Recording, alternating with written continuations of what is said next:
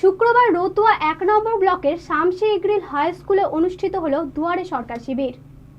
দুয়ারে সরকার শিবির চলাকালীন রক্তদান শিবিরের আয়োজন করা হয়।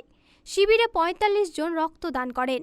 উপস্থিত ছিলেন রতুয়া ১ নম্বর ব্লকের BDO Rakesh Toppo, joint BDO Samar Murmu, রতুয়ার মুখ্য স্বাস্থ্য আধিকারিক মাসুদ রহমান, শামসি গ্রাম পঞ্চায়েতের প্রধান মোনালিসা দাস, রতুয়া ১ নম্বর ব্লক সহ কৃষি অধিকর্তা সারোয়ার হোসেন সহ অন্যান্যরা। রক্তদাতাদের হাতে শংসাপত্র তুলে দেন আধিকারিকরা। শামসি ইগরিল হাই স্কুলে আমাদের দুয়ার সরকার ক্যাম্প ছিল এবং তার সঙ্গে আমাদের ব্লাড ডোনেশন ক্যাম্পও ছিল। এখন অবধি 25 জন অলরেডি ব্লাড ডোনেশন করে নিয়েছে। আমরাও দিলাম, এডি সাহেব দিলেন, ডিএমএ সাহেব সবাই দিলেন। যেহেতু আজকে জুম্মাবার, ফলে সেকেন্ড হাফে একটু বেশি হবে। আমাদের টার্গেট 100 আছে, আমরা করে নিতে পারবো এবং সবার সহযোগিতা পাচ্ছি। খুব সুষ্ঠুভাবে ক্যাম্প চলছে। আশা করি আগামী দিনে আমরা করতে পারবো। স্যার, আপনিও দিয়েছেন আজকে? হ্যাঁ, দিয়েছি। আজকে রতুয়া ১ নম্বর ব্লকের আন্ডারে শামসি গ্রাম পঞ্চায়েত দুয়ারে সরকারের পড়বে। আচ্ছা, কেমন লোক হচ্ছে?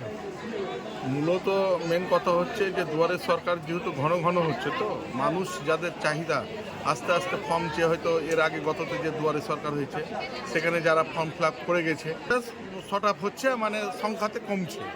তাই আজকে মানে চাহিদা মতো যাদের যাদের বাকি ছিল তারাই এসে আজকে ফর্ম জমা করেছে। আজকে কি কি হয়েছে? দুয়ারে সরকার কি কি সুবিধা পেয়েছে? আজকে দুয়ারে সরকারে আমাদের যেমন আজকে আমাদের গ্রাম পঞ্চায়েতের আন্ডারে ব্লাড ডোনেশন ক্যাম্প করা হয়েছিল। এটা নতুন বিডিও এসে এখানে রক্তদান দিয়েছেন। আমাদের রতুয়ার বিধায়ক সমন মুখার্জি এসে ভিজিট করেছেন। তাদের অত্যন্ত খুশি যে শামসিতে যে দুয়ারে সরকার হচ্ছে তাতে ব্লাড ডোনেশন ক্যাম্প থেকে তারা খুব আনন্দিত।